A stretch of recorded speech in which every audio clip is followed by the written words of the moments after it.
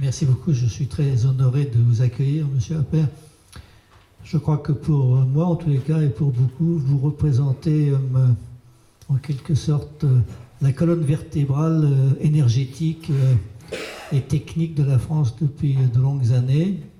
Donc ça, c'est donc très très important.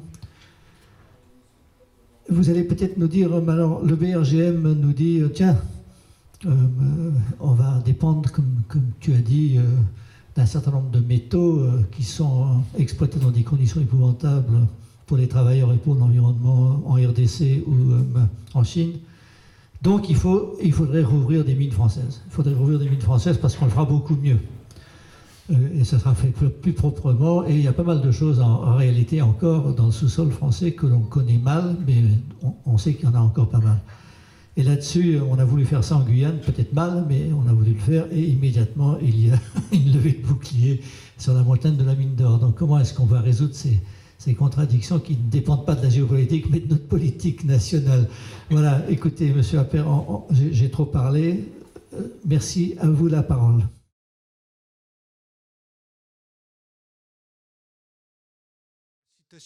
C'est citation d'André Giraud, qui a été mon maître à penser, qui avait l'habitude de dire, donc il était ministre de l'Industrie pendant le deuxième choc pétrolier, tu as travaillé avec lui, et tu as pu l'apprécier, et il a été ministre de la Défense et grand spécialiste de l'énergie. Il avait l'habitude de dire que le pétrole est une matière première à fort contenu diplomatique et militaire, avec une valeur fiscale indéniable et accessoirement un pouvoir calorifique. Alors, quand on ne comprend, enfin, pour nous rappeler quand même la vérité de cela, il y a cette phrase de Clémenceau pendant la bataille de Verdun où une goutte de pétrole vaut une goutte de sang, avec les pressions qui ont été faites sur les États-Unis pour approvisionner l'armée française. N'oublions pas non plus qu'au retour de Yalta, Roosevelt, sur le Quincy, signe un accord stratégique majeur avec Ibn Saoud, le roi d'Arabie saoudite. Donc, tout ceci montre, pour illustrer la géopolitique du pétrole. La géopolitique du gaz n'est pas forcément très différente, puisque, au fond, les 2/3 des réserves gazières sont contenues entre le 50e méridien et le 70e méridien, avec la Russie, le Turkménistan, l'Iran et le Qatar. Le Qatar, je ne le voyais pas. Donc, et là aussi, on voit l'anomalie géologique du Moyen-Orient avec son excroissance au niveau de la Russie. Non, justement, ces deux chiffres, ces deux cartes ne prennent pas en compte les hydrocarbures non conventionnels, aussi bien le pétrole non conventionnel que le gaz non conventionnel, parce que c'est un petit peu plus compliqué, la notion de réserve est un peu différente, mais bien entendu, les hydrocarbures non conventionnels qui ont émergé depuis une quinzaine d'années représentent un game changer tout à fait majeur sur lequel je reviendrai. Alors, la stratégie, les États dans la géopolitique ont toujours joué un rôle extrêmement important, avec un leadership qui est retrouvé par les États-Unis. Alors, les États-Unis ont de tout temps joué un rôle majeur dans la géopolitique pétrolière. Les États-Unis, il y a un siècle, étaient le principal pays producteur de pétrole, et ils ont profité de ce leadership pendant les deux guerres mondiales. Et lorsque le potentiel du Moyen-Orient a émergé, ils ont tout fait pour mettre la main sur ce potentiel. Je faisais référence, par exemple, à l'accord du Quincy en 1945. Mais mettre la main à la fois sur les ressources de l'Arabie saoudite, mais aussi sur les ressources de l'Iran. Et puis, à la fin des années 70, les choses évoluent de façon dramatique avec le renversement du Shah et donc la révolution iranienne qui fait perdre aux États-Unis un allié majeur dans la région. Et l'attaque des Twin Towers en 2001 rafraîchit quand même très durablement les relations entre les États-Unis et l'Arabie saoudite. Mais cependant, comme vous le voyez sur cette carte, la révolution des hydrocarbures non conventionnels rebat sur cette slide, rebat les cartes avec les perspectives toujours d'après l'AIE, avec une augmentation absolument considérable de la production pétrolière à partir des années 2010. Vous voyez, ça on a atteint en 2005 le minimum de production. Aujourd'hui, les États-Unis sont les premiers producteurs de produits pétroliers. Et aujourd'hui, en 2020, les États-Unis retrouveront leur indépendance énergétique complète, phénomène qu'ils n'avaient pas connu depuis 1952. Ceci pour montrer l'ampleur de la révolution en quelques années, l'ampleur de l'impact des hydrocarbures non conventionnels. Alors, le Moyen-Orient, on a parlé tout à l'heure du Moyen-Orient, le Moyen-Orient qui recèle une part tout à fait considérable des réserves de pétrole et de gaz, se trouve au centre quand même de débats géopolitiques tout à fait majeurs. Alors, l'indépendance énergétique acquise grâce aux hydrocarbures non conventionnels a permis à donner une latitude beaucoup plus large à la politique internationale des États-Unis. Et le président Obama parlait d'énergie dominance grâce aux hydrocarbures non conventionnels. Là, Obama parlait d'énergie independence et Trump, lui, il parle d'énergie dominance, ce qui n'est quand même pas tout à fait la même chose. Et donc, le nouvel ordre économique mondial dessiné par Trump va à l'évidence bouleverser la géopolitique de l'énergie avec le retrait progressif annoncé du Moyen-Orient, avec surtout le refus du multilatéralisme, avec la réorientation des alliances, et très bien comme ce graphe, comme ce cartoon l'illustre. Tout ceci va bouleverser en fait la situation, est en train de bouleverser la situation géopolitique au Moyen-Orient.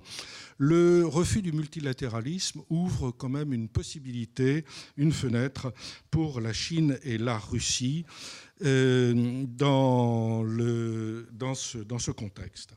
Alors, quelques mots sur le gaz. Les shale gas permettent aux États-Unis de devenir des exportateurs de gaz sous forme de gaz naturel liquéfié. Et les États-Unis ont l'ambition d'être le premier exportateur de gaz naturel liquéfié en 2025.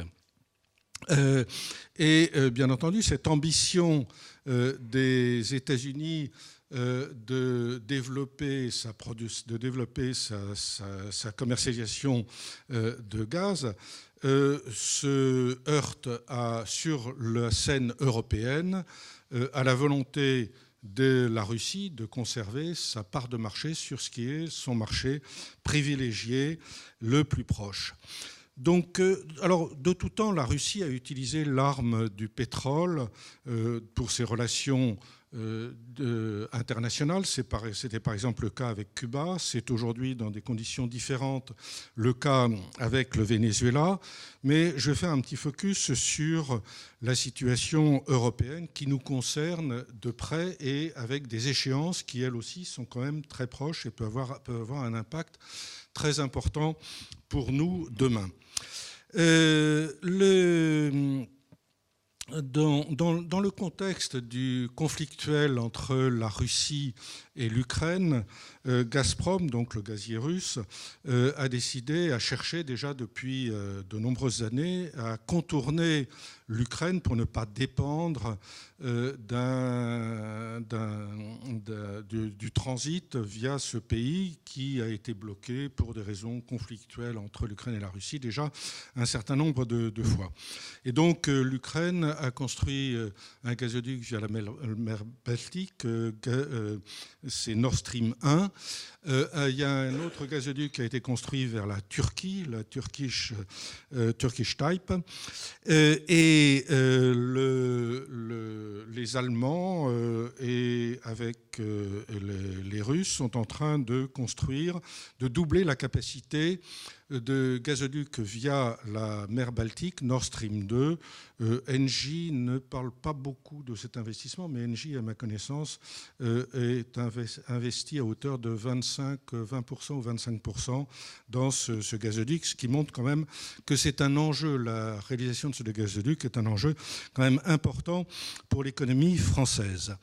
Alors, dans le contexte d'un blocage complet des relations entre la Russie et l'Ukraine, il faut étudier ce qui risque de se passer d'ici la fin de l'année. En effet, le contrat de transit via l'Ukraine signé entre Gazprom et Naftogaz arrive à échéance au 1er janvier à 6h du matin, 1er janvier 2020 à 6h du matin. À ce jour, aucune avancée dans les négociations n'a eu lieu, et même il y a des arbitrages internationaux. Gazprom a été condamné mais ne veut pas payer. Le contexte politique interne en Ukraine n'est pas très favorable, puisqu'il y a eu donc l'élection d'un nouveau président au mois d'avril. Des élections législatives se tiennent le 21 juillet. Les élections et donc le temps de former le gouvernement, ce gouvernement n'aura juste que quelques mois pour signer un accord, pour négocier un accord avec les Russes pour assurer le transit, faute de quoi le transit ne sera pas assuré. Et donc le 1er janvier, nous risquons peut-être de manquer un petit peu de gaz. Si par hasard il fait froid, ça peut poser des problèmes. Je fais confiance aux gaziers européens pour avoir rempli au maximum l'ensemble des stocks pour faire face. Mais toujours est-il que c'est quand même un enjeu extrêmement important qui se double aussi de contentieux à propos de Nord Stream 2, où une partie de l'Europe est en faveur... Alors, la France doit être, puisque Engie est un actionnaire important de Nord Stream 2, je suppose que la position officielle de la France est d'être en faveur de Nord Stream 2, mais je suis pas certain que ce soit aussi clair que ça.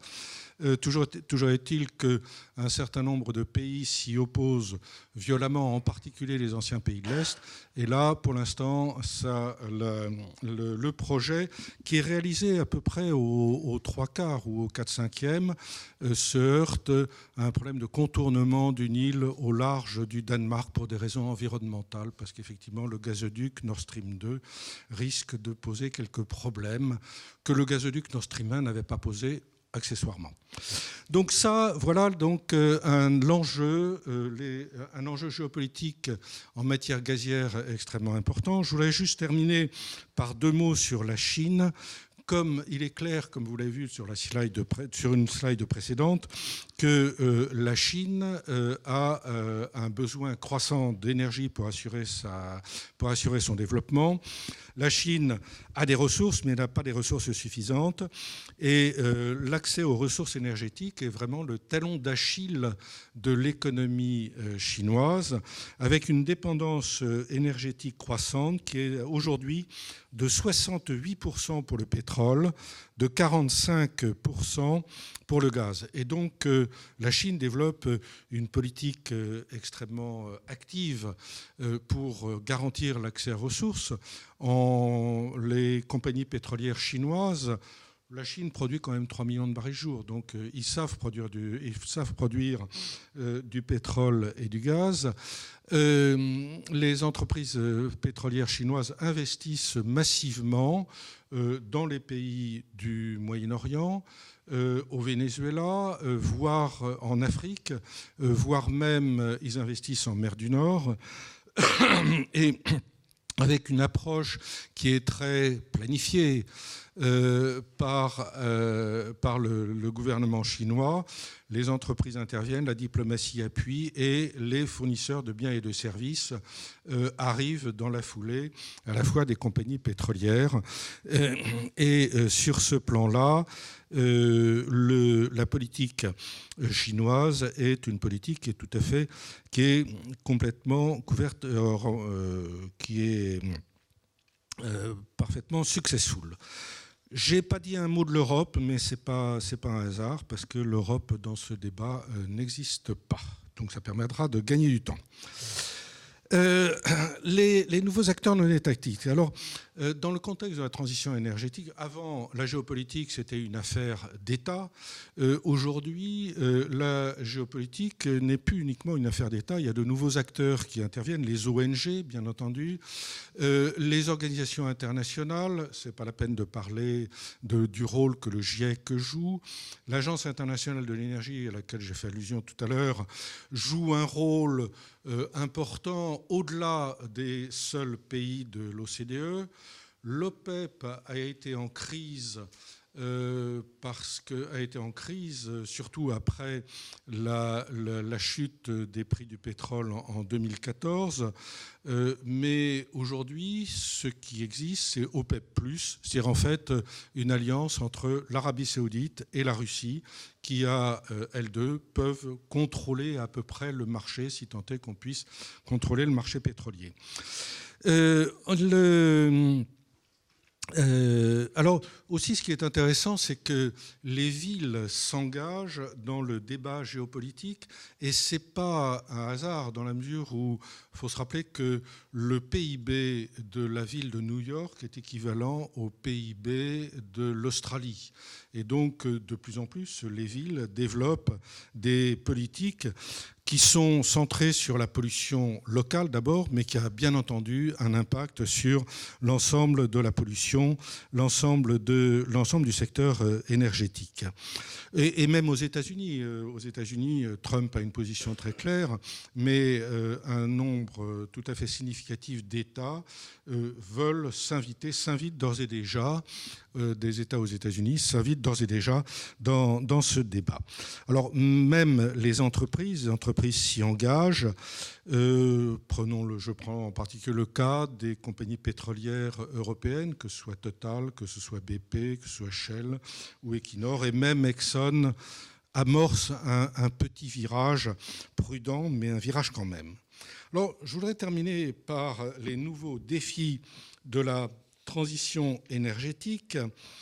C'est une prise de conscience relativement récente que la transition énergétique pouvait faire apparaître des défis géopolitiques auxquels on n'avait pas pensé, enfin des défis géopolitiques nouveaux qui sont liés à l'accès aux ressources.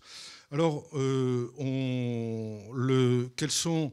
Bon, pour le développement des énergies renouvelables, ou le développement, par exemple, des batteries pour le véhicule électrique, nécessite la mobilisation en quantité croissante d'un certain nombre de métaux, dits métaux critiques. Alors, je ne vais pas... Là, ça vous donne quand même une idée. C'est une slide qui est tirée de la Commission européenne, qui présente en fait les principaux métaux critiques et les pays producteurs. Alors, c'est quand même bien parce qu'en France, on produit 43% du hafnium mondial. Mais vous voyez quand même de façon très claire que la Chine représente un enjeu absolument majeur au niveau de la production de métaux critiques. Je donnerai juste deux chiffres. Donc les métaux critiques, c'est les terres rares, on parle des terres rares, du cobalt, mais aussi le cuivre. Le développement de l'électrification du système énergétique va se traduire par des besoins tout à fait croissants de façon exponentielle en cuivre. Donc ce n'est pas uniquement des métaux rares, c'est en fait des besoins extrêmement importants. Ça crée des besoins extrêmement importants en minerais et métaux. Alors, deux chiffres. La Chine représente à elle seule 80% de la production des terres rares.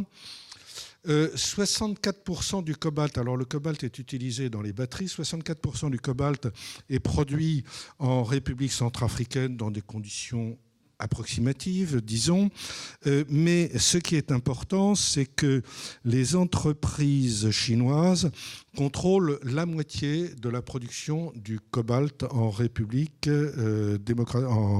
démocratique du Congo. C'est le Congo, oui, c'est le Congo, Kinshasa. En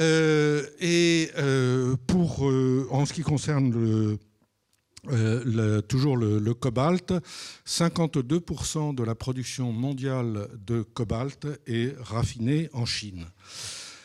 Ça, c'est une dimension, une dépendance quand même qui est tout à fait nouvelle. Dernière dépendance, c'est dépendance technologique que j'illustre là par l'évolution de la part de marché en 5 ans dans le domaine des panneaux solaires et puis dans le domaine des turbines. Et on voit clairement qu'en 5 ans, la Chine, entre 2010 et 2015, la Chine détient une position tout à fait monopolistique avec 4 producteurs sur 5 qui sont chinois. C'est moins net en ce qui concerne les panneaux photo, les turbines, mais on voit quand même une montée en puissance tout à fait significative de la Chine. Dépendance technologique. Je n'ai pas la carte en ce qui concerne la slide équivalente en ce qui concerne les batteries, mais vous savez bien la dépendance croissante de l'ensemble des constructeurs vis-à-vis des batteries chinoises. Donc se double à la fois une dépendance, la nouvelle dimension géopolitique de la transition énergétique, c'est dépendance vis-à-vis des métaux, dépendance vis-à-vis des technologies. Et tout ça, si, a un nom, c'est la Chine.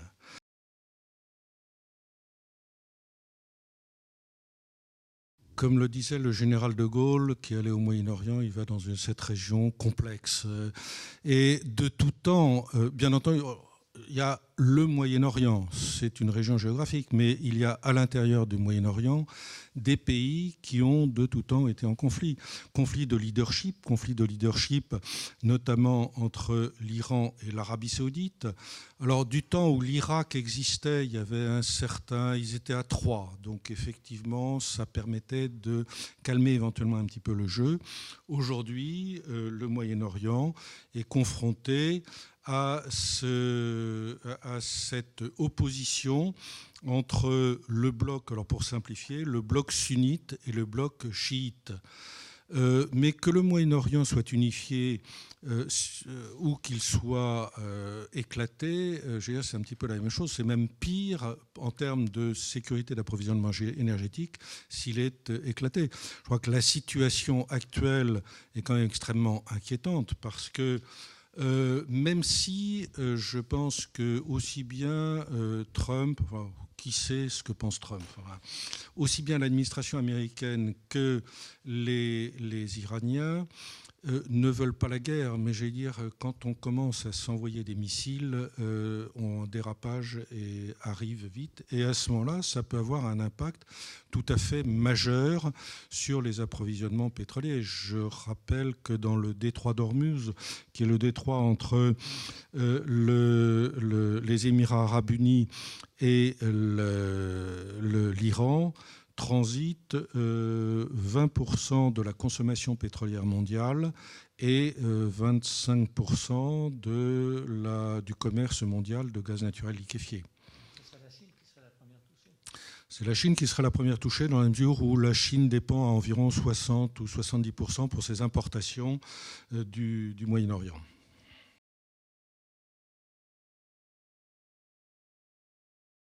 Alors, le gaz a mauvaise presse en Europe, a mauvaise presse en France. Comme je le disais, on se passerait bien du gaz.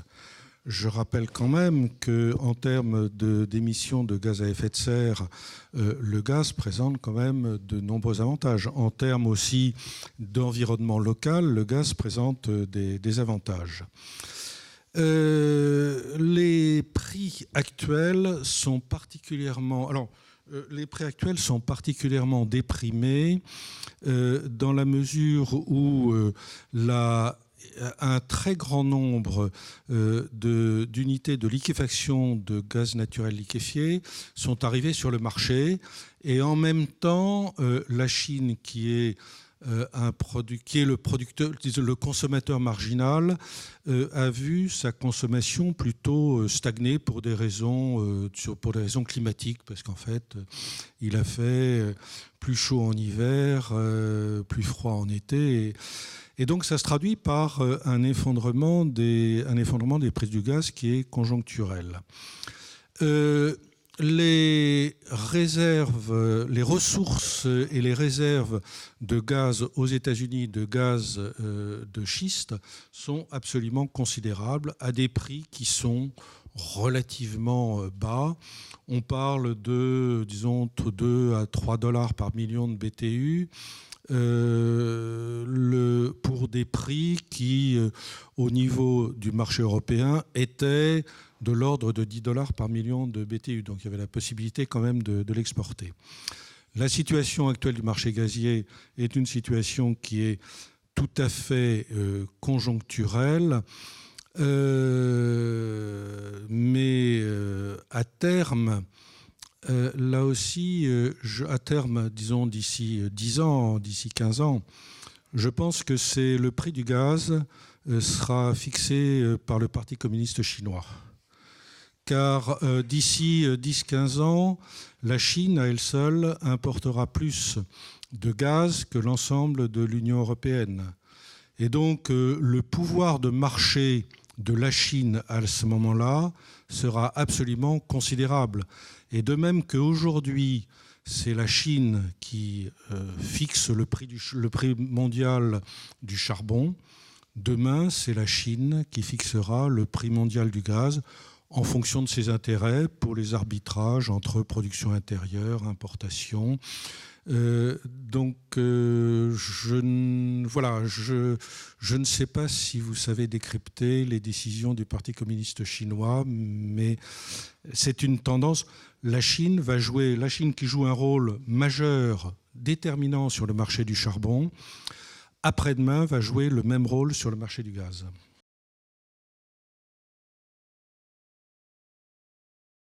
J'ai pas parlé du CO2, sauf qu'en introduction, j'ai indiqué que quand on parlait de géopolitique, on parlait de l'accord de Paris et qu'il ne fallait pas oublier une autre dimension. Donc il y a cette dimension, je n'en ai pas parlé parce que, bien entendu, ça fait la une de tous les journaux.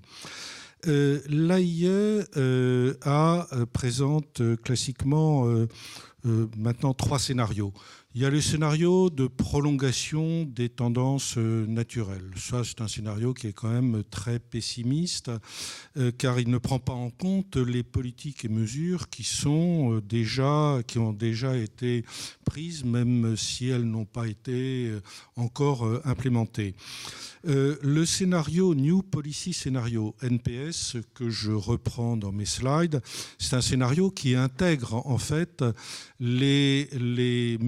l'impact des mesures qui ont d'ores et déjà été prises ou qui vont vraisemblablement être prises. Donc c'est un scénario qui se veut quand même volontariste. Par contre, ce scénario ne permet pas de respecter le plafonnement des émissions de gaz à effet de serre, d'où l'AIE maintenant fait un scénario, je ne me souviens plus comment il l'appelle, mais un scénario en faisant du backdating, c'est-à-dire pour respecter en 2000 les engagements de Paris, ben voilà à peu près la trajectoire qu'il faudrait prendre.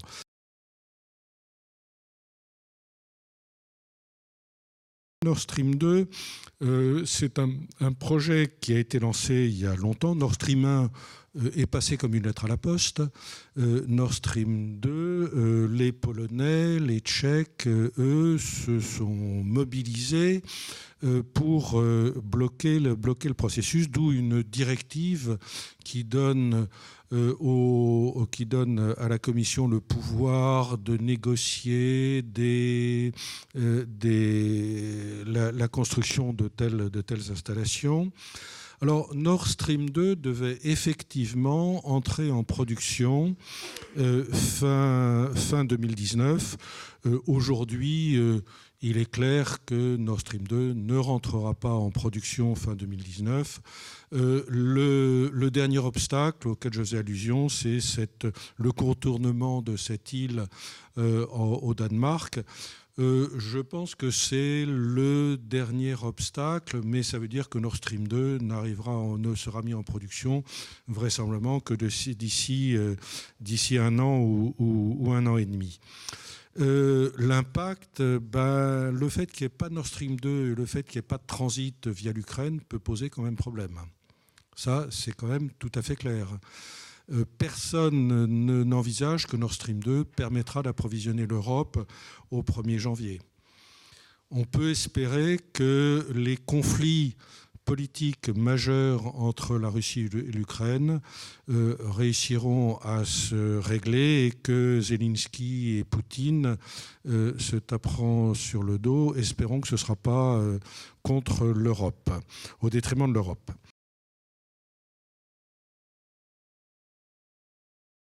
Je ne présente pas la carte sur l'uranium parce qu'en fait, il n'y a pas de problème d'accès aux ressources d'uranium qui sont relativement bien réparties de par le monde.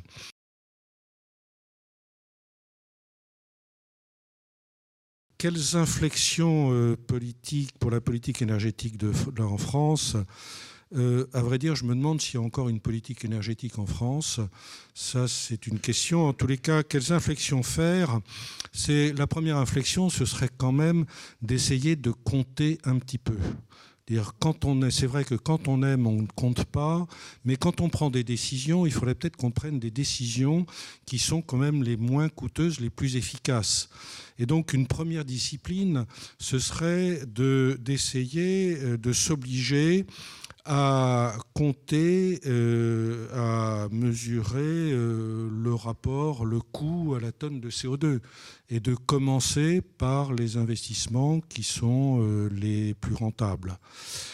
Un deuxième point qui s'applique en fait à l'ensemble des pays du monde, c'est la problématique de l'adaptation. Alors, lors du protocole de Kyoto, il y avait deux moyens qui étaient mis en œuvre, qui étaient préconisés. C'était la réduction, la mitigation et adaptation. Mitigation, c'est l'ensemble des mesures qui peuvent être prises pour réduire les émissions de gaz à effet de serre.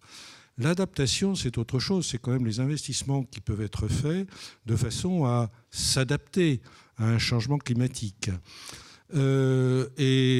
La période de canicule de la semaine dernière nous montre que là, il y a peut-être un enjeu, c'est-à-dire c'est pas en dépensant des milliards, en taxant pour des milliards le contribuable français qu'on va changer un iota au niveau des émissions de gaz à effet de serre au niveau mondial. Donc, examinons quand même attentivement la résilience de l'ensemble de notre système énergétique, aussi bien au niveau de la production qu'au niveau de la consommation, face à des scénarios environnementaux en ligne avec ce que peut nous montrer le GIEC. Voilà, alors... Bon, moi, ce qui m'irrite quand même profondément dans les déclarations politiques en France et aussi au niveau européen, c'est qu'en fait, on veut donner des leçons au monde entier. Alors alors que la France, c'est 2% de la consommation énergétique, et comme on est quand même très efficace grâce au nucléaire, c'est 1% des émissions de gaz à effet de serre. Et on s'imagine que les Chinois, les Indiens, les Russes et les Américains, ça va les influencer dans leurs décisions parce qu'on va leur donner des leçons. Bon, soyons quand même un petit peu modestes au niveau français, soyons un petit peu modestes aussi au niveau européen.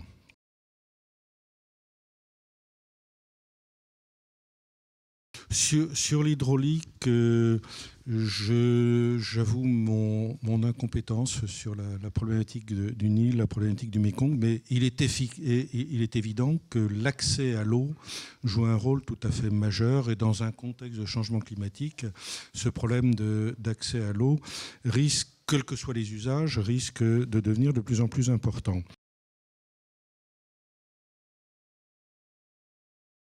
Le nucléaire est moins conflictogène, je veux dire, oui et non. Dans les relations entre la France et l'Allemagne, j'allais dire que le nucléaire pose quand même quelques problèmes qui ne sont pas forcément rationnels, mais ça pose quand même des problèmes. Donc, je n'ai pas parlé... Alors, j'ai pas parlé du nucléaire dans ma présentation parce qu'effectivement, il n'y a pas d'enjeu géopolitique majeur en ce qui concerne le nucléaire. Mais alors là, il y a peut-être je reviens sur les recommandations qu'on pourrait faire en matière de politique, c'est d'essayer d'informer un petit peu l'opinion mieux qu'elle ne l'est. Une chose qui me frappe quand même, c'est qu'il y a une part croissante des Français qui considèrent que le nucléaire émet des gaz à effet de serre. Et que s'il y a eu une canicule la semaine dernière, c'est justement à cause du nucléaire. Il me semble quand même que le gouvernement a un rôle à jouer en matière de politique. Essayer de mettre un petit peu plus de rationalité dans les débats serait important.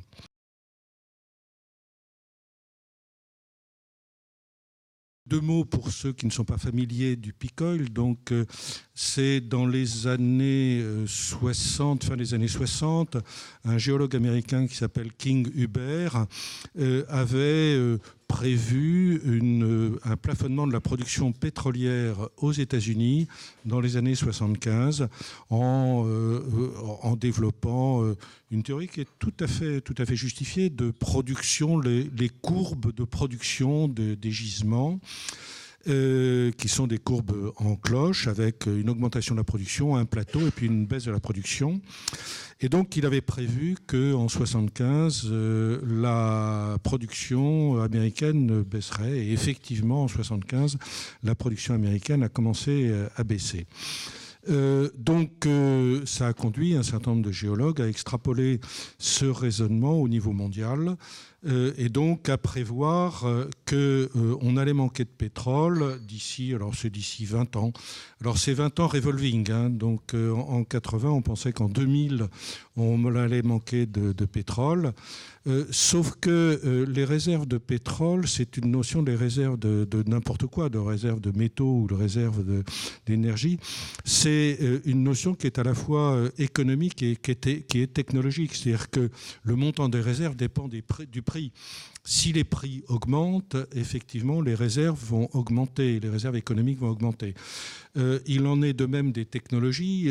Dans les années 70, on n'imaginait pas de produire du pétrole ou du gaz par plus de 500 mètres de profondeur. Et donc, les développements technologiques ont permis d'avoir accès à des ressources qui sont tout à fait différentes. Donc, il y a, au début des années 2000, la mode était au peak oil, on allait manquer de pétrole, avec le renversement, avec le game changer des hydrocarbures non conventionnels, on n'en parle plus beaucoup. Par contre, ce dont on parle, et ça c'est à mon avis plus sérieux, c'est du pic demande. Effectivement, à cause des politiques qui sont menées en faveur du changement climatique, à cause aussi des progrès technologiques, la demande de pétrole va commencer à baisser. Elle baisse d'ores et déjà au niveau des pays européens. Elle continue à croître en Chine, par exemple, mais ce que la consommation pétrolière par tête d'habitant va, d'après le Conseil mondial de l'énergie, devrait atteindre un maximum en 2030. Alors la population continue à augmenter, mais ce qui est en route, c'est un pic de la demande Le pic gaz, moi je n'y crois pas, compte tenu de l'importance considérable des réserves gazières, en particulier aux États-Unis. Donc il n'y aura pas de problème de ressources gazières.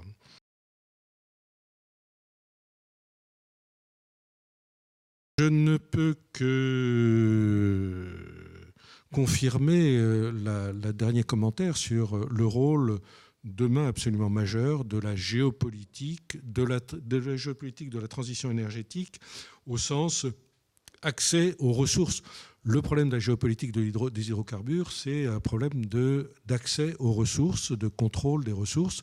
Là, on a, à cause de tout, alors dans le graphique, dans la carte que je vous ai présentée, on voit en Chine des tas de terres, des tas de minerais et métaux qui sont plus ou moins sensibles, mais la maîtrise de ces ressources et l'accès à ces ressources est un enjeu tout à fait majeur.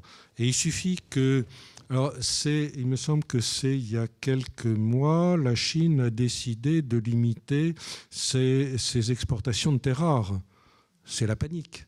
C'est la panique, et donc parce qu'il n'y a pas de stock, parce qu'il n'y a pas aujourd'hui de substitut, parce que les filières de recyclage sont encore balbutiantes. C'est les défis de la géopolitique liés à la transition énergétique sont des défis qu'on commence seulement maintenant à prendre tout à fait en compte.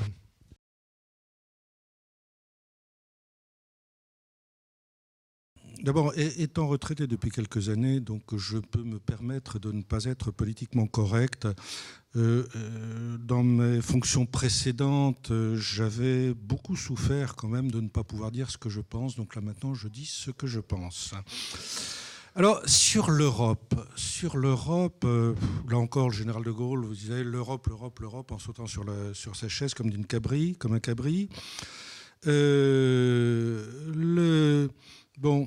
Là encore, c'est André Giraud qui disait que Airbus a été créé par les industriels et non pas par la Commission européenne. Et heureusement que la Commission européenne ne s'est pas occupée d'Airbus, ça a garanti son succès. J'avoue que je suis assez perplexe quand je vois les élucubrations de la Commission européenne.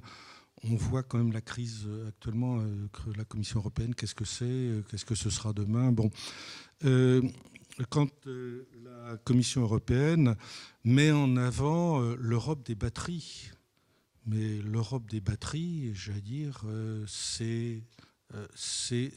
ne va pas aller construire aujourd'hui des méga factories qui vont concurrencer la Chine et l'Inde avec les technologies actuelles.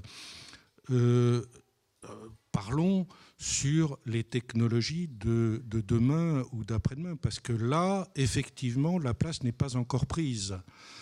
Puis une grande usine de batterie, c'est très bien, mais je ne sais pas s'il y a beaucoup de régions en France qui accepteraient de construire une grande usine de batterie. Et puis, quand on discute avec les constructeurs automobiles, eux, ce qu'ils veulent, c'est avoir la possibilité de mettre en concurrence leurs fournisseurs. Donc, en aucun cas, un constructeur automobile européen acceptera de s'allier avec un seul fournisseur, même si ce fournisseur est européen. Donc, le discours de la Commission européenne sur la réindustrialisation de l'Europe est un discours qui est, pour moi, totalement creux.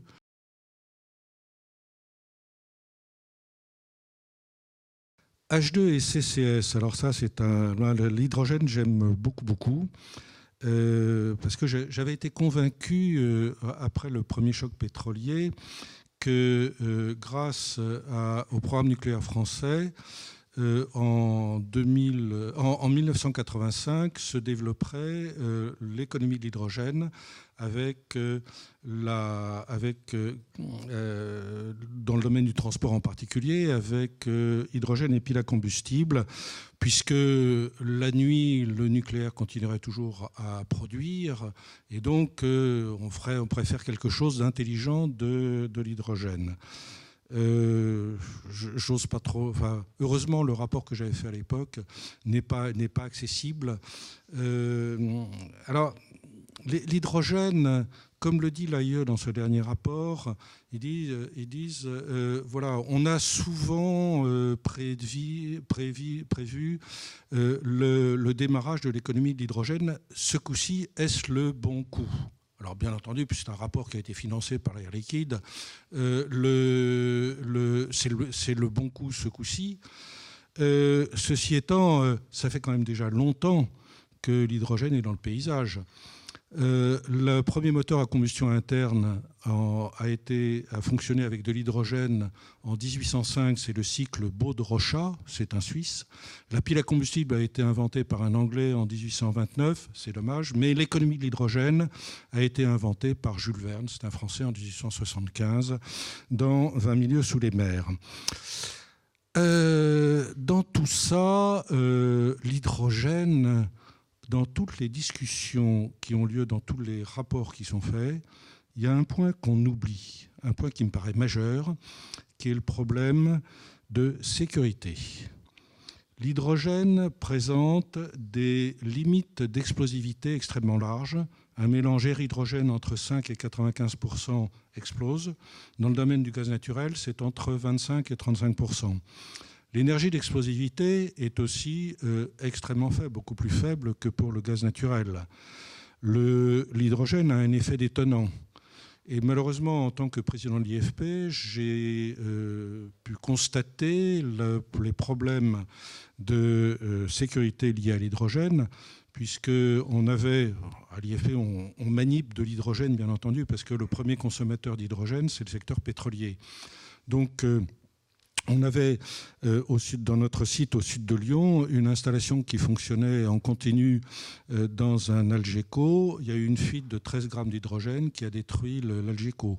Fukushima, c'est un accident d'hydrogène avant d'être un accident nucléaire, comme vous le savez.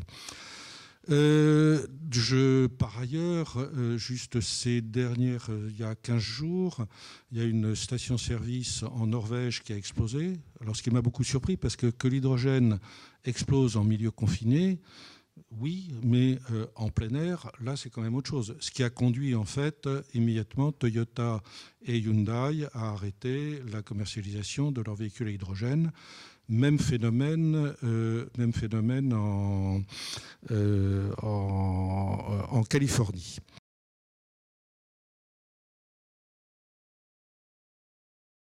Hydrogène CCS, effectivement, c'est un débat. On parle de l'hydrogène gris, c'est l'hydrogène qui est produit à partir de gaz naturel.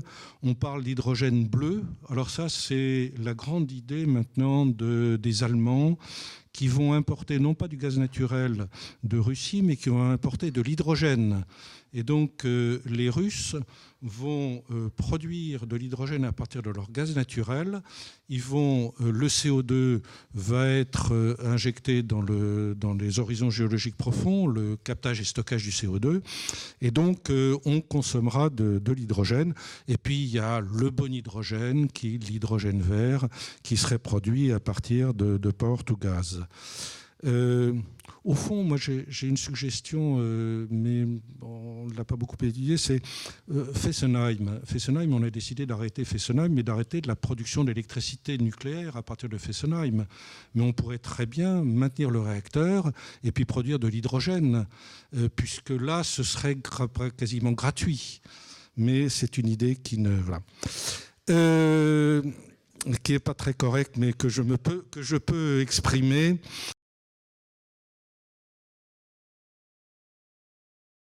Rapidement, la Chine dominante sur les terres rares. Oui, la Chine est dominante sur les technologies, dominante sur les ressources. Et dès lors que la Chine prend une décision de limiter, d'augmenter leurs exportations, de limiter leurs importations ou de bloquer leurs exportations, effectivement, ça a un impact majeur.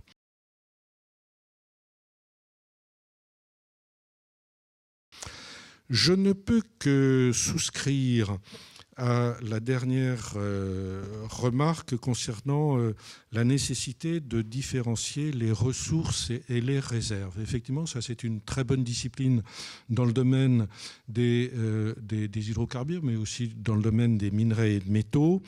Les ressources, je veux dire, les quantités d'uranium contenues dans l'écorce terrestre et encore plus dans la mer sont absolument considérables.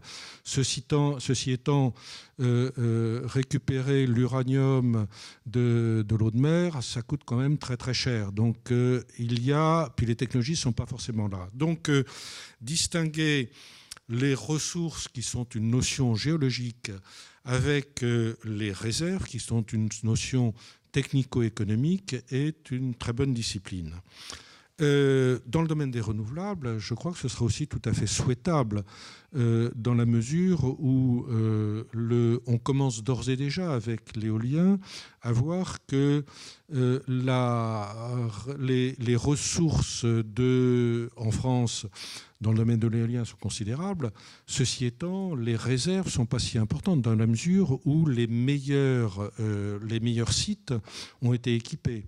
Et donc, les sites qu'on va équiper dans le domaine du solaire, dans le domaine de l'éolien, vont être des sites avec une productivité moindre, donc avec une rentabilité moindre. Vous avez fait allusion à Desertec. Fort heureusement, le projet est terminé parce que c'est un scandale de néocolonialisme. Et en plus, techniquement, aller produire de l'électricité au Sahara pour approvisionner Hambourg, à mon avis, il y a quand même pas mal de pertes en ligne. On fait l'hydrogène là sur place, et puis après on va faire de l'ammoniac. Non, mais c'est quand même extraordinaire l'imagination. C'est-à-dire que la technologie peut tout, mais le problème c'est d'avoir un business model. Mais effectivement, dans le cadre de l'hydrogène, la dernière idée, l'hydrogène ça se transporte pas forcément facilement. L'hydrogène liquéfié c'est quand même très très très bas là, en température. Donc on produit de l'hydrogène, on produit de l'ammoniac et on reproduit de l'hydrogène après. On ne se pose pas trop la question de savoir quels sont les rendements, quels sont les coûts, mais ça marche puisque l'ammoniac est un liquide et donc qui se transporte plus facilement que le gaz.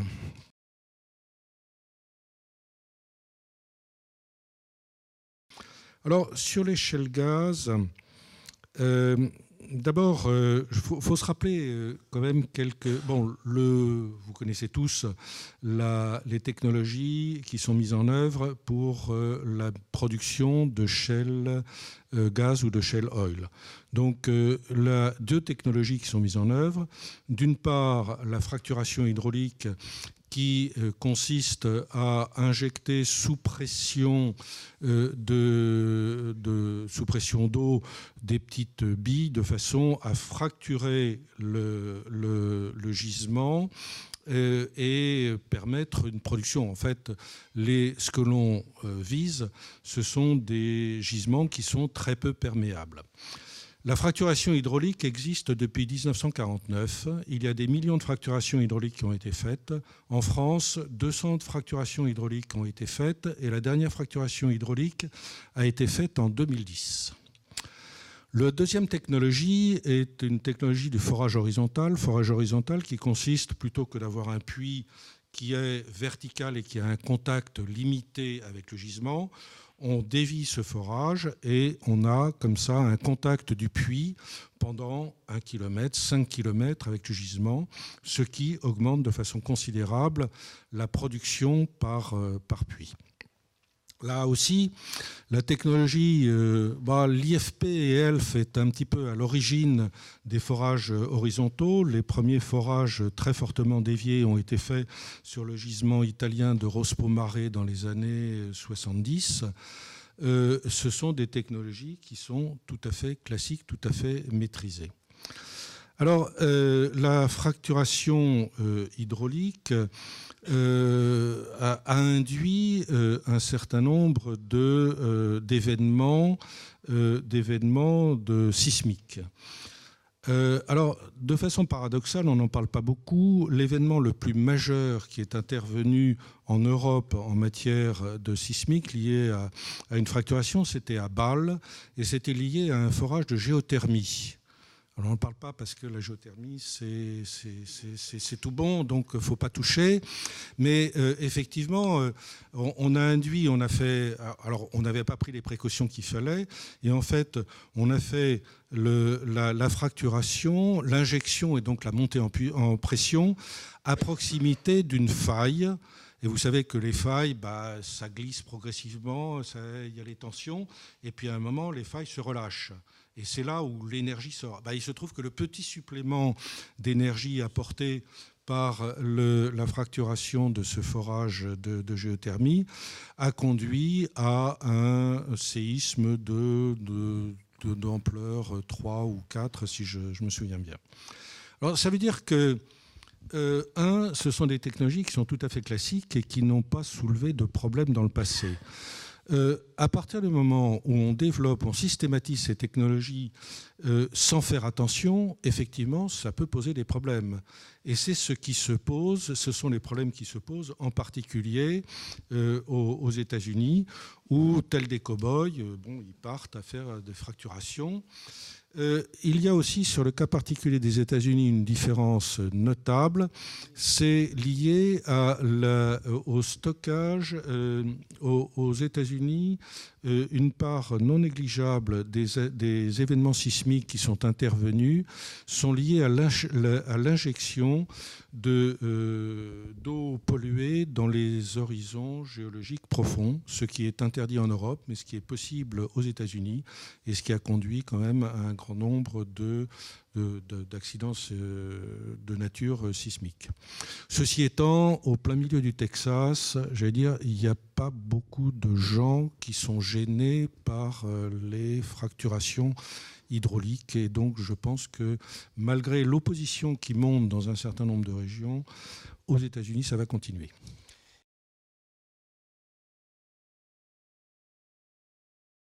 L'axe financier, oui, je ne peux que souscrire.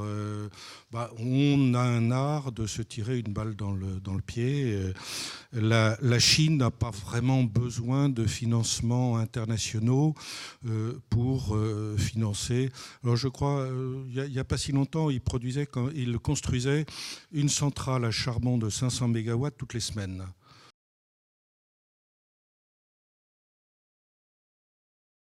Fourniture de gaz en France. D'abord, le contexte de la demande en France, c'est plutôt vers un certain déclin de la consommation de gaz en France. Le gaz, sous réserve de la production d'électricité à partir de gaz.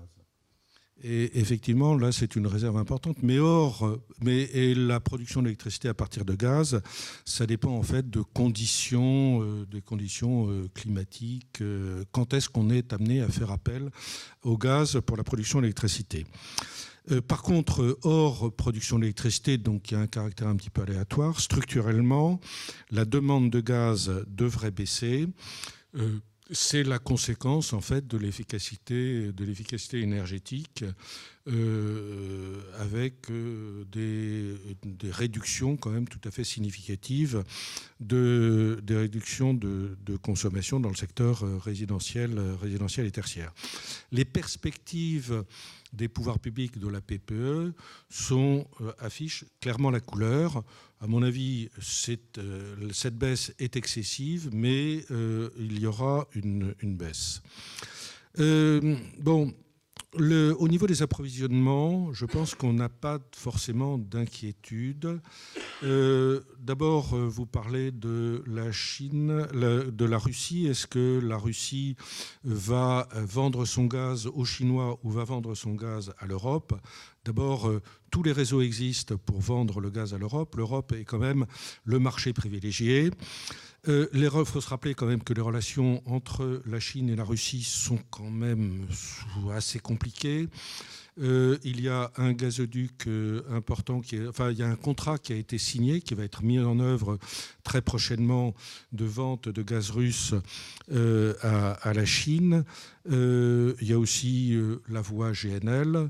Donc, je ne pense...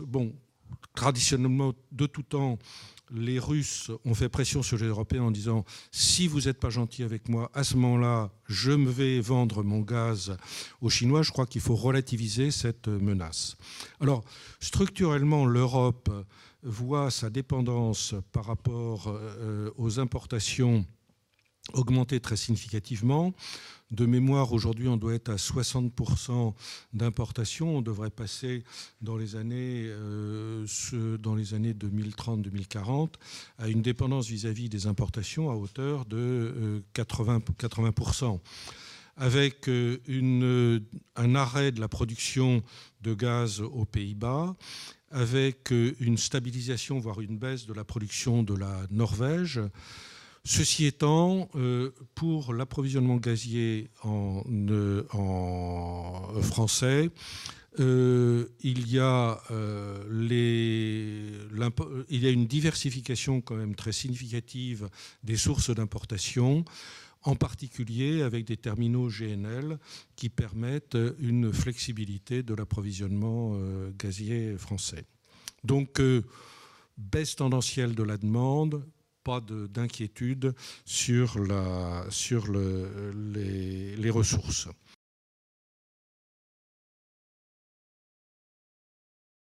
Sur votre dernière remarque là sur est-ce que la transition énergétique va pouvoir favoriser la pacification, etc. D'abord, bon, il y a un point qu'on oublie quand même trop souvent, c'est que ce que c'est que la transition énergétique. On parle de transition énergétique, on évite de définir ce que c'est la transition énergétique. La transition énergétique, c'est la transition vers un système énergétique durable au sens du développement durable défini par Madame Brundtland en 1988 à l'ONU. Et c'est avec une dimension environnementale bien sûr, mais aussi avec une dimension économique et une dimension sociale. Et trop souvent, quand on parle de transition énergétique, on oublie ces deux dimensions que les Gilets jaunes nous ont rappelées récemment. Alors, est-ce que la transition énergétique va favoriser, va pacifier ? J'allais dire, je ne vois pas de signes quand même très, très positifs dans la mesure où, comme j'ai indiqué, la Chine qui a l'ambition quand même en 2049 de redevenir la première économie mondiale. La Chine représentait 30% à peu près du PIB mondial en 1800, et il représentait 3% de l'économie mondiale aux grandes heures de Mao Tse-tung. Pour eux, ils veulent retrouver cette ambition. Donc, ils vont tout mettre en œuvre de façon à pouvoir atteindre leurs objectifs en 2049. C'est pas un facteur quand même qui soit pacificateur. Par ailleurs, la transition énergétique n'a vraiment aucun impact sur le bordel du Moyen-Orient ou le bordel au Venezuela ou tout ce qui se passe en Afrique. Donc, j'allais dire,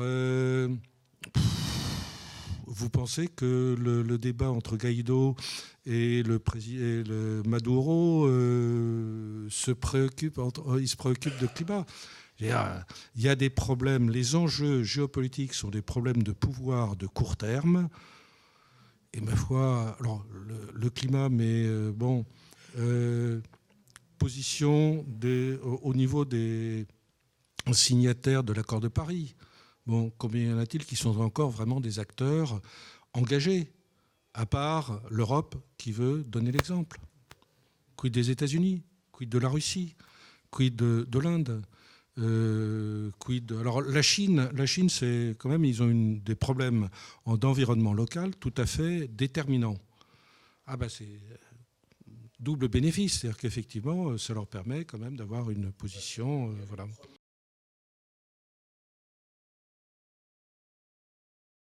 Alors, sur les prix de l'énergie, il y a une tendance récurrente, c'est que les prix vont exploser.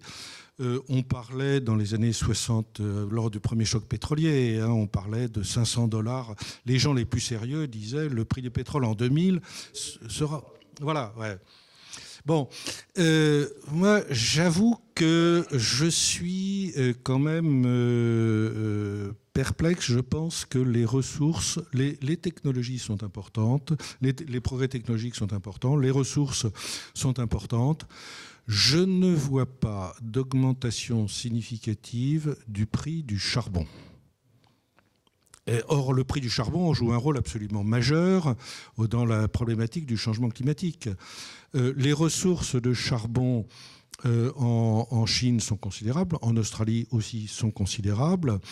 Les Chinois utilisent le charbon maintenant plus intelligemment, c'est-à-dire que les centrales électriques, ils remplacent des centrales électriques qui avaient un rendement de 25% par des centrales électriques made in China supercritiques qui ont un rendement de 50%.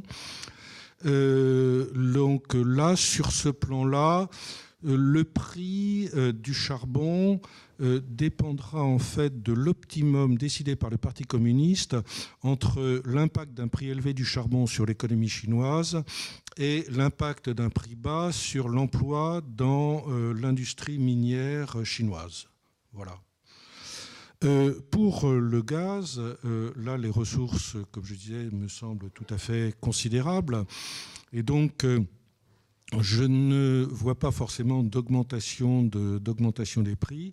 Le pétrole, dans le contexte... Alors, je pense que autant les perspectives des shale gas aux États-Unis en particulier me paraissent tout à fait considérables, autant j'ai plus d'interrogations sur la poursuite à long terme de la croissance de la production pétrolière qu'aux États-Unis que j'ai indiqué.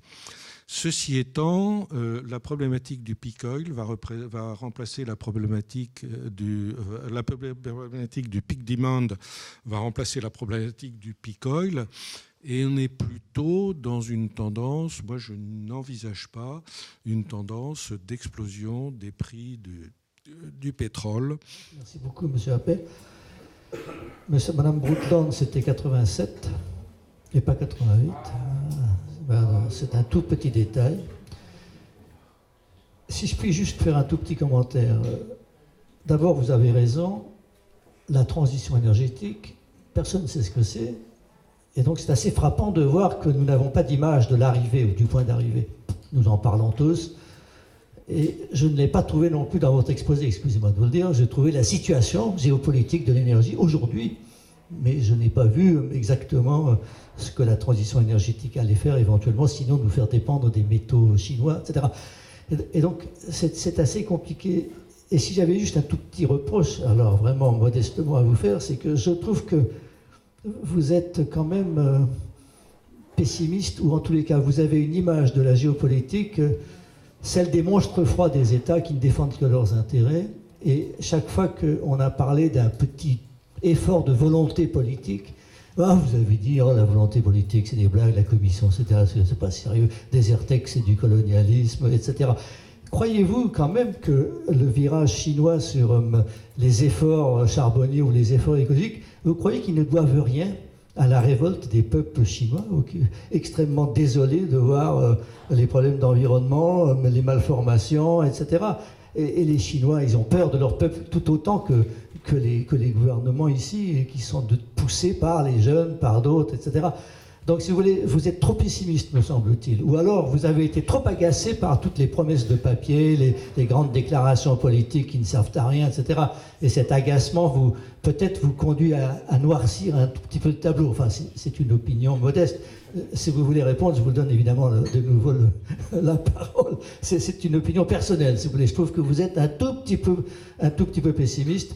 J'ai trouvé que l'Afrique n'était pas du tout présente dans cet exposé. Or, l'Afrique va doubler sa population dans les années qui viennent. Elle produit des hydrocarbures, produit de l'énergie. On d'immenses réserves, c'était une question solaire, par exemple. Est-ce que quand même quelque chose va se passer là? Est-ce qu'il va y avoir du solaire à concentration, etc. Des choses de ce genre-là. Mais bon, c'est très très modestement que je dis ça. Hein. Je vous remercie beaucoup de cet exposé. Mais je vous donne de nouveau la parole puisque vous allez pouvoir me répondre en me disant que pas du tout, pas du tout.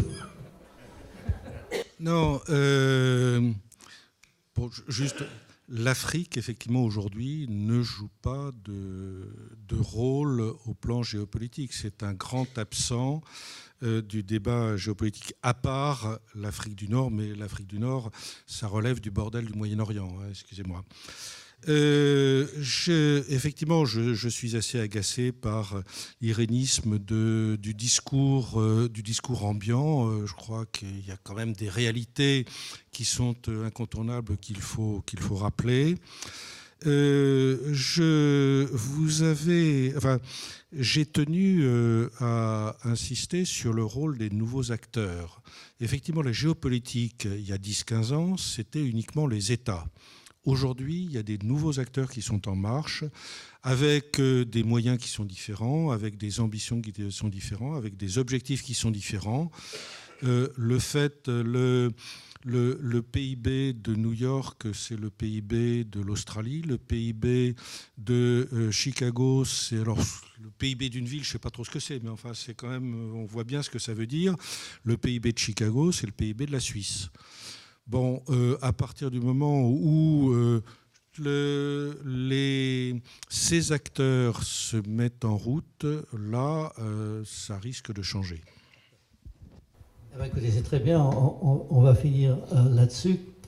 Moi, je voulais juste dire un tout petit truc, parce que je suis aussi président de l'Académie de l'eau. Le Moyen-Orient est très très riche en pétrole, très pauvre en eau. Et ce qui est très frappant aujourd'hui, c'est que l'eau est utilisée pour extraire le pétrole. Et il y a de plus en plus de stations de dessalement qui servent à pomper les dernières gouttes, ce qui reste en quelque sorte dans les puits de pétrole. S'il y a un conflit et que les stations de dessalement sont visées, je ne sais pas ce qui va se passer. Et donc l'extraordinaire puissance d'une région, c'est aussi une extraordinaire faiblesse sur un autre plan, quoi. En tous les cas, voilà, juste un petit message. Je pense toujours qu'on néglige l'eau et l'importance de l'eau dans le monde d'aujourd'hui, y compris en France d'ailleurs, pour l'adaptation, vous l'avez très bien dit. Merci beaucoup, Monsieur Appert. Merci de cet effort.